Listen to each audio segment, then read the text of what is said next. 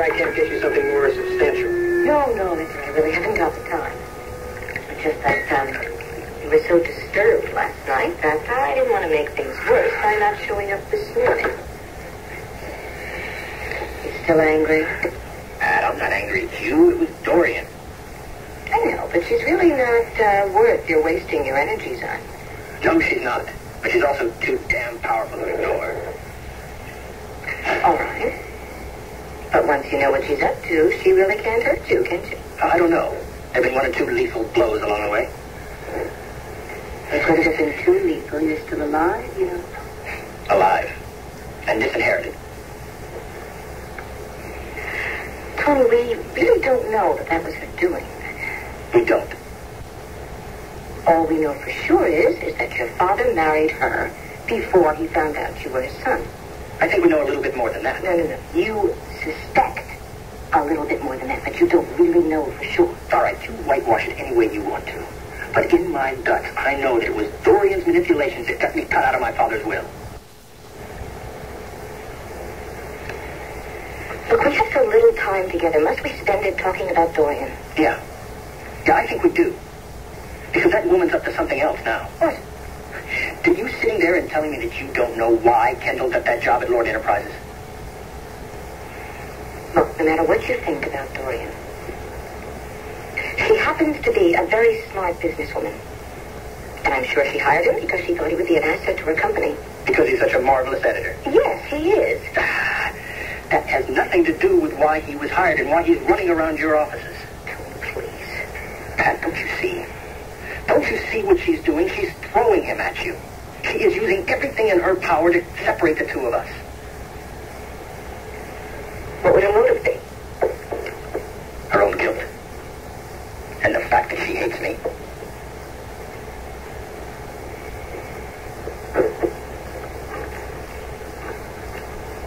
What can I say?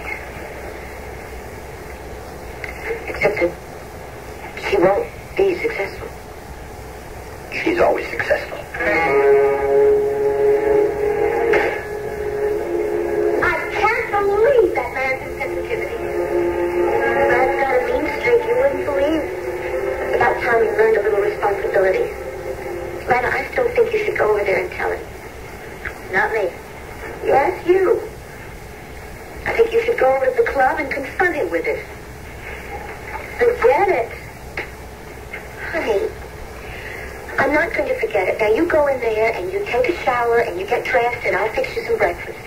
Cathy, I am not going over there. Yes, you are going over there. And you're going to put some makeup on and you're going to fix up your hair and you're going to look as pretty as you know how. Why? What for? You think he'll notice? He'll look right through me. Maybe not. The point is you'll notice. And if your morale is high, then you can handle anything that happens. I don't have any morale. Well, you will when you walk through that door. Now go on, shower and get dressed.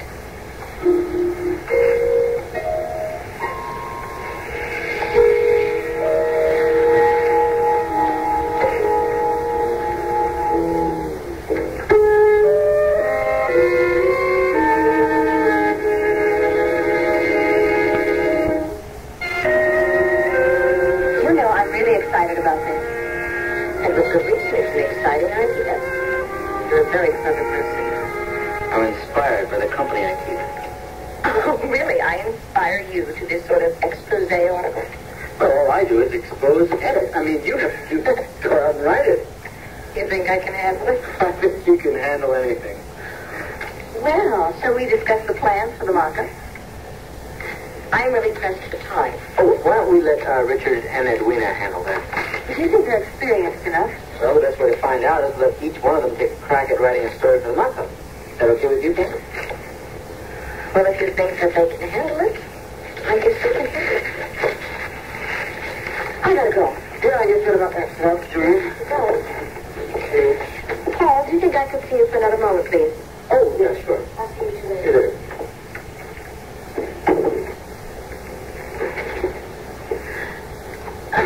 I can't tell you how delighted I am.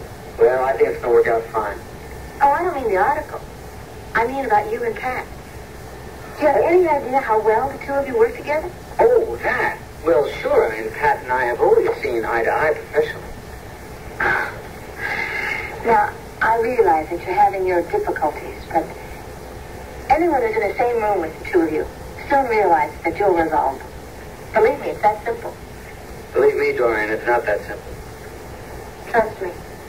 It's just a matter of time. Next, you'll be telling me that love is simple. I certainly will not be telling you that. But love is certainly a lot easier when it's mutual and not just one-sided. Could I get on that soapbox for a minute? Please, be my guest.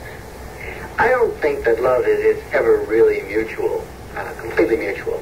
I think that love is a matter of need and proximity and availability. I mean, if the one person in the world who is fated for you walks into your life and you're preoccupied, you might not even recognize it.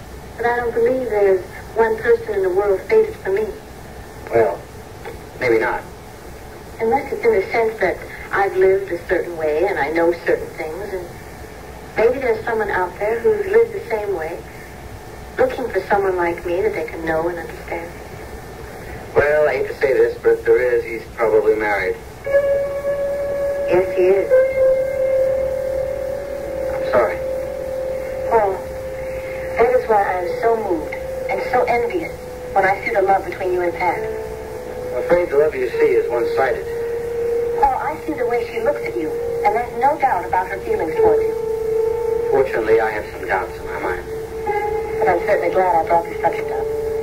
Because I know it's just a matter of time before Pat realizes that Tony was a poor substitute for you. Now, you be patient. Don't be discouraged.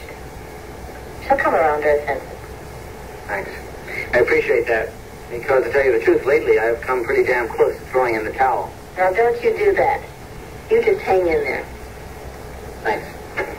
Well, I guess I better go tackle Richard and Weena. We'll see you later.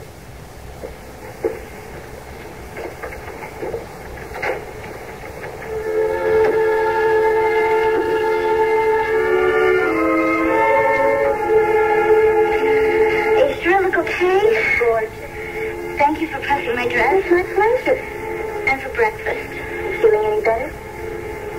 Physically? Good. Lana, look, do you want me to come along with you? I don't know. I'd be glad to if it makes it easier. I don't think anything's going to make this any easier. No, I think this is something I just have to do myself. You sure look okay? You look wonderful. Now go on, get it over with.